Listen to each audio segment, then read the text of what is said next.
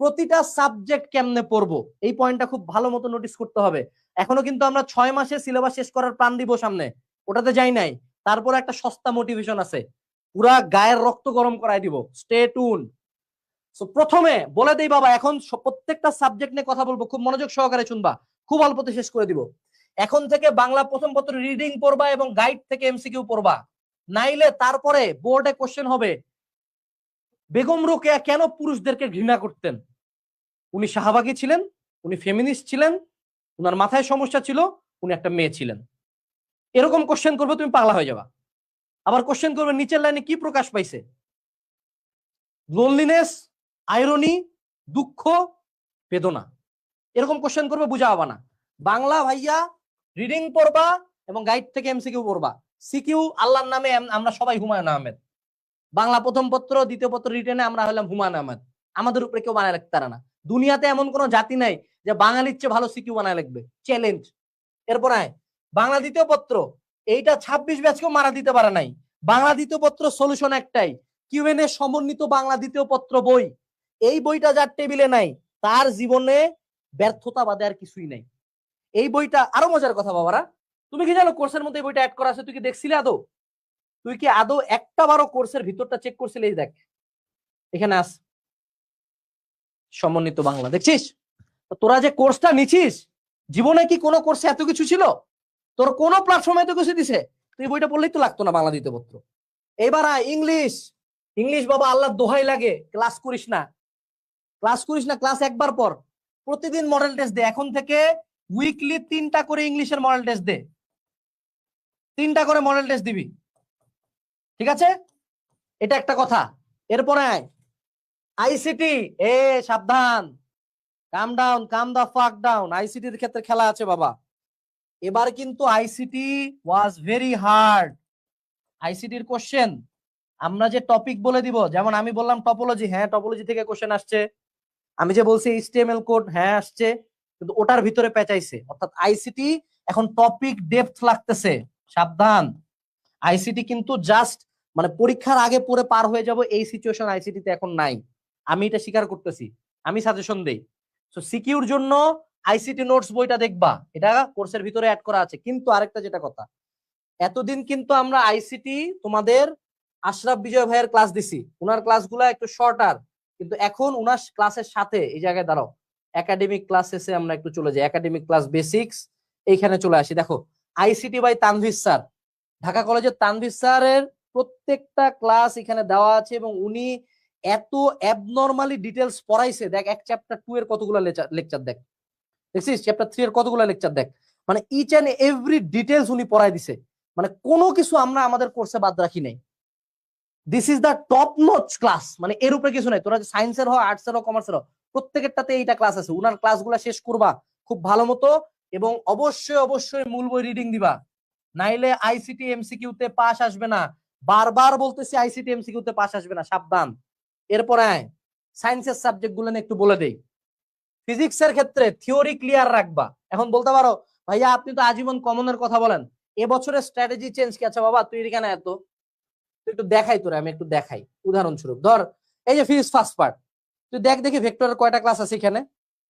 Vector এখানে 9 পার্টে শেষ, ভেক্টর এই যে দেখ, দেখ এখানে 9টা পার্ট আছে। তারপর তুই নিচের দিকে আয়, নিচের দিকে আয়, এ বাবা রে বাবা আইসিটি রে, এই যে এখানে ম্যাথ সলভিং ক্লাসে আবার ফিজিক্সের ভেক্টর আছে না? দেখ দেখি ভেক্টর এখানে কয়টা ক্লাস আছে।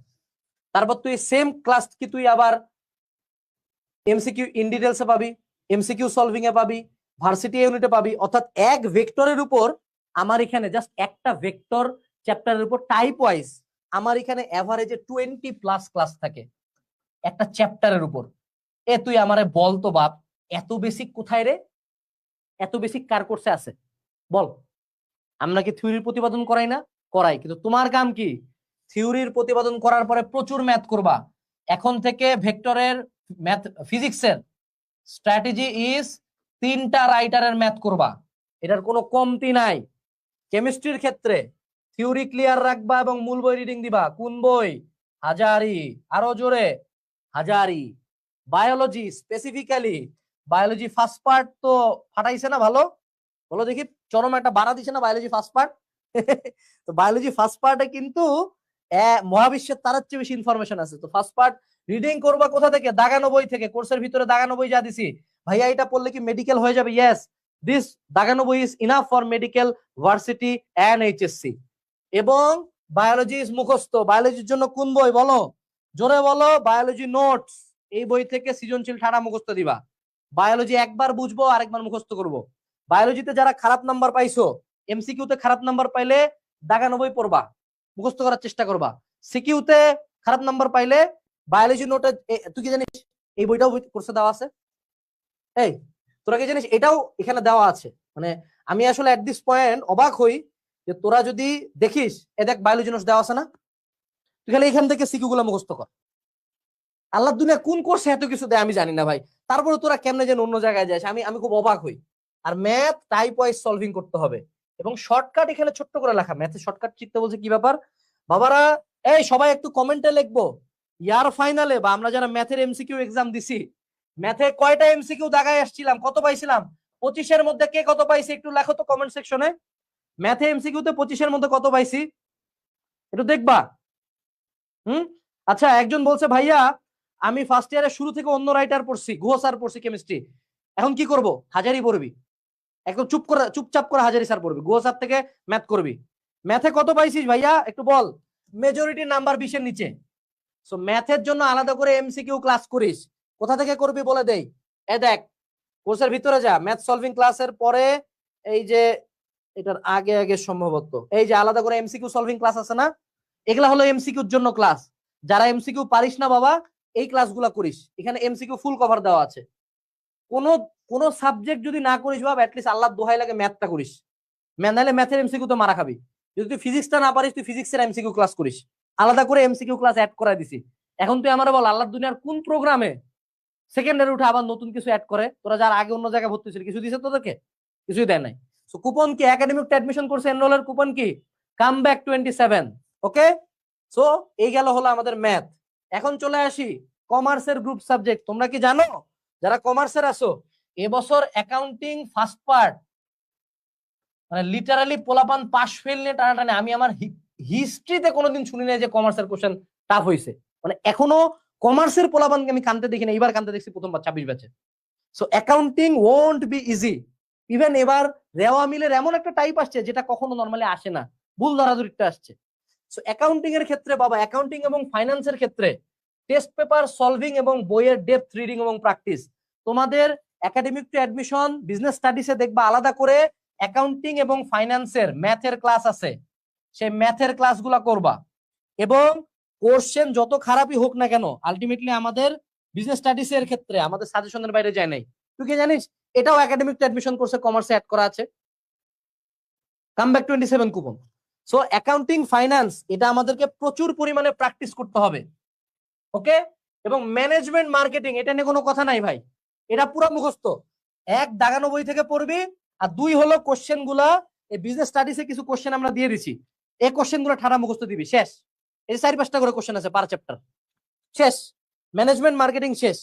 এরপরে দাঁড়া যাইস না পোলাপান, এখনো কিন্তু 6 মাসের রুটিন বাকি, এগো একটু ছাড়া দেই। আর্টসের সাবজেক্টের কথা কই, সবাই মারা খাচ্ছে কিন্তু আর্টস কিন্তু মারা খাচ্ছে না। আর্টসের স্ট্র্যাটেজি খুবই সিম্পল, কোর্সের ভিতরে হিউম্যানিটি সাজেশন দেওয়া আছে, এই সাজেশনের কোশ্চেন যে মুখস্থ করবে তার সিকিউতে জীবনে প্রবলেম হবে না ইনশাআল্লাহ।